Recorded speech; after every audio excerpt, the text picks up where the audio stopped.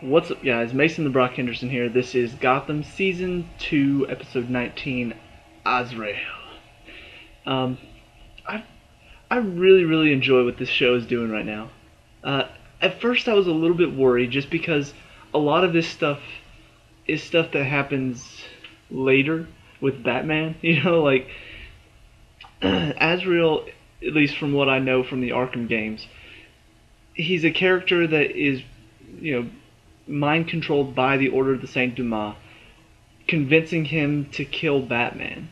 And so Batman takes him, he trains him, finds out that he's been ordered to kill him, and ultimately, in the last Arkham game, gives him a chance to either walk away or go ahead and give it your best shot. So it's a bit different story for Azrael, but I don't really mind the fact that they're doing that. Even Mr. Freeze, they're giving him probably a bit more of an early start on his character than he got in the comics. I don't really mind it now. I was a bit worried about it at first when they started doing some of this stuff really early. I thought to myself, why are we going so early with all this? This is way before Batman. We're probably like a good decade, probably a bit more than a decade before Batman even happens. And all of these villains are already happening. Hugo Strange is already doing all of this stuff. I don't even know if Arkham Asylum was a thing this far back. Maybe it was, I don't know. But a lot of this stuff is happening very early when you think about most of this stuff happens around Batman's time. We're not even close to Batman yet.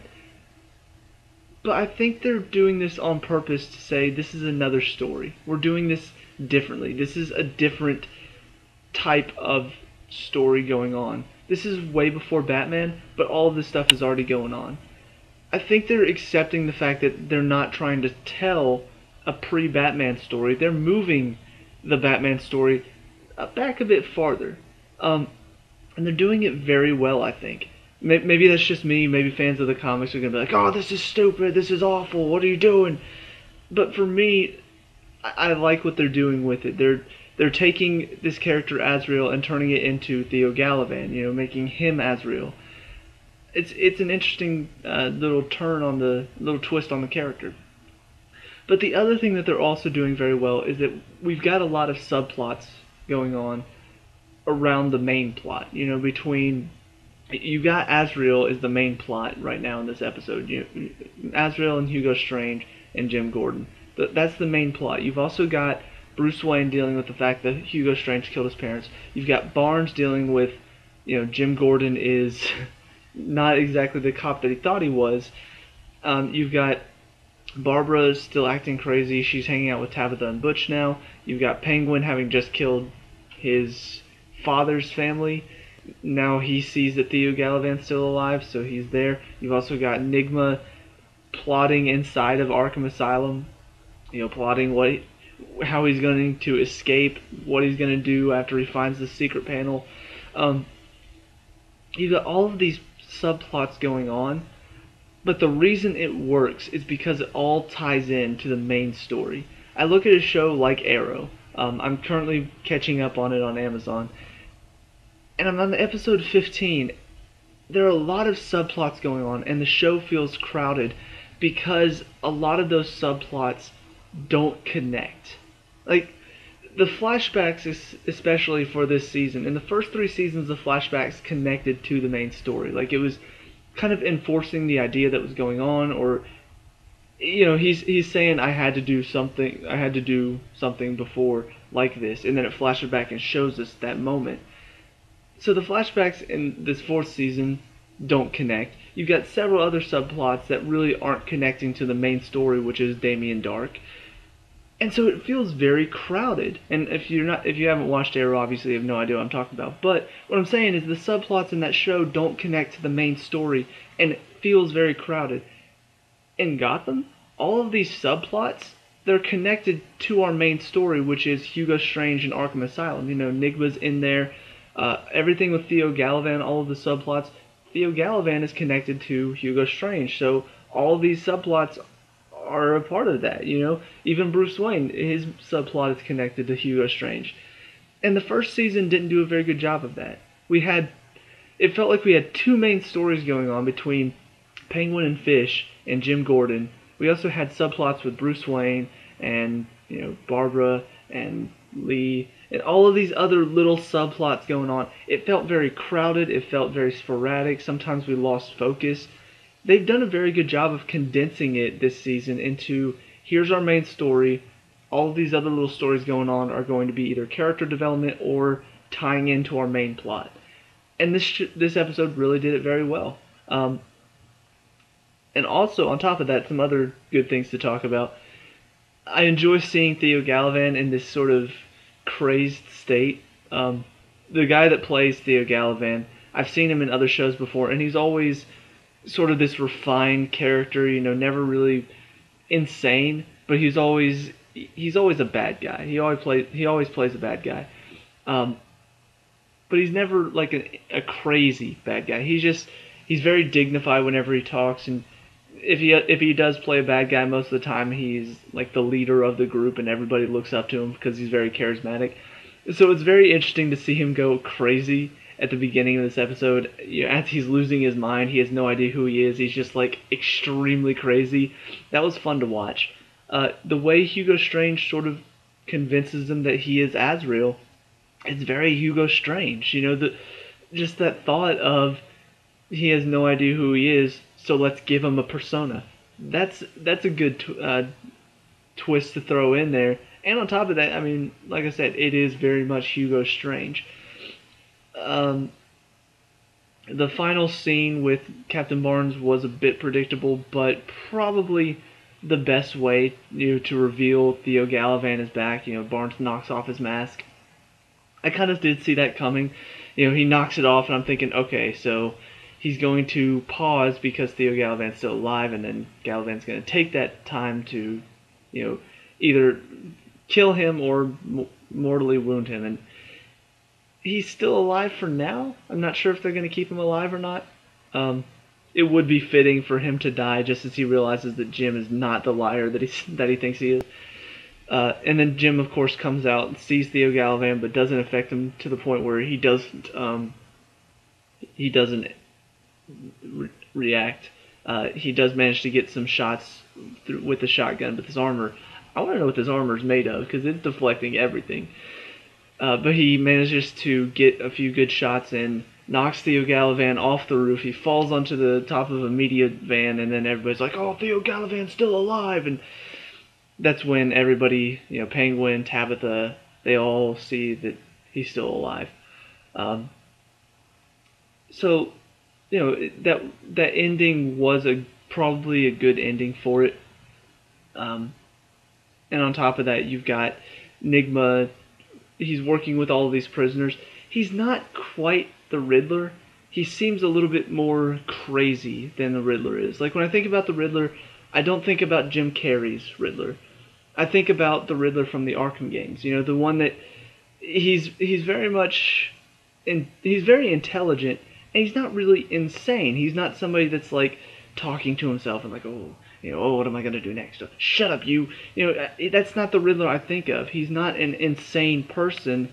He's just somebody that is so smart that he thinks he's better than everybody else, and that's why he does what he does. He wants to be the smartest guy in the room, and he wants to prove that by taking out the Batman who thinks, who keeps foiling his plots. This Riddler seems a bit more insane. I don't mind it, but it's not what I'm thinking of, so I do sort of, it is starting to grow on me just a little bit. I mean, the scene where he's talking to Hugo Strange and telling him about all of these prisoners that he's been talking to and stuff, it is a good scene. So he ends up working with these other prisoners, finds the secret hidden elevator, and heads down and finds the Indian Hill Project, all these people that I guess have been brought back to life by Hugo Strange. Trying to think. A couple other good scenes, I guess, to talk about. One was just probably the funniest joke this show has had. Azrael is accepting his destiny. Hugo Strange brings in the one of the guys that was working for him. He was the bald guy, the really big bald guy, um, and he says, in this chest you'll find your a weapon that will help you, or a way to stop this demon. He picks up the chest and just knocks the crap out of him. And Hugo Strange just like, well, not quite what I had in mind, but it works. I thought that was just so hysterical that, this guy who's just been brought back to life, his mind isn't working correctly just yet. So instead of, okay, so let me open this up and, oh, there's the weapon that I need. He's just like, oh, this is the weapon I need. Bam! It was great. And of course he does end up getting a sword, which ends up not being the sword that, it was like a replica of the sword. It looks like they are actually going to find this sword that Saint Dumas, like the Order of Saint Dumas, needs next week. So that'll be interesting. The other good scene is, oh crap, I just had it.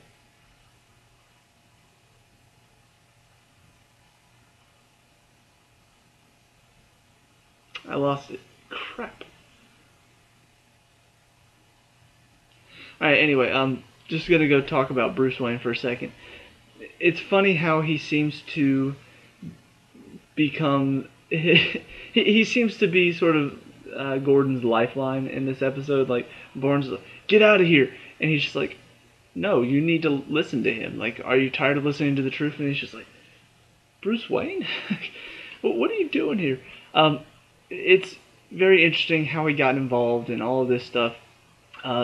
It seems like maybe he gets inspired for Batman by watching Azrael as he climbs up the building as all the cops are shooting at him. Like, you could see by the way the camera was like zooming in on his face that he sees that, and she's like, oh, see, this is how he gets the idea for Batman.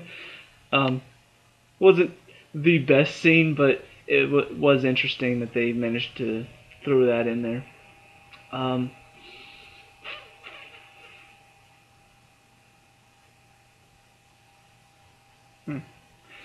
The final thing to think about going forward is, I wonder about Miss Peabody. She's the one helping Strange through all of this, but it feels like for the past few weeks she's been really questioning him. Like, everything he does, she's got a question about it. Are you sure this is for the best? Are you sure this is a good idea? And it's very interesting to see the woman who's just like, oh, you want to torture Penguin? Okay, here, let me help you. Now he's starting to make these decisions. She's like, I don't agree with this. I wonder if that's going to come into play later, if she's going to help out Jim going forward.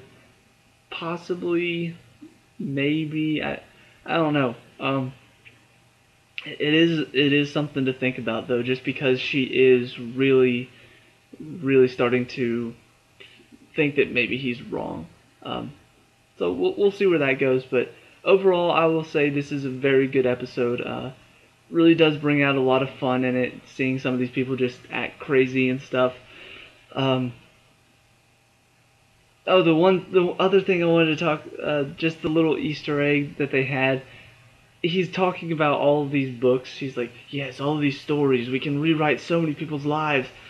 And I'm thinking, are they going to do what I think they're going to do? Sure enough, he's got Alice in Wonderland, and he's like talking, quoting the Cheshire Cat. He's like, yes, this will do nicely.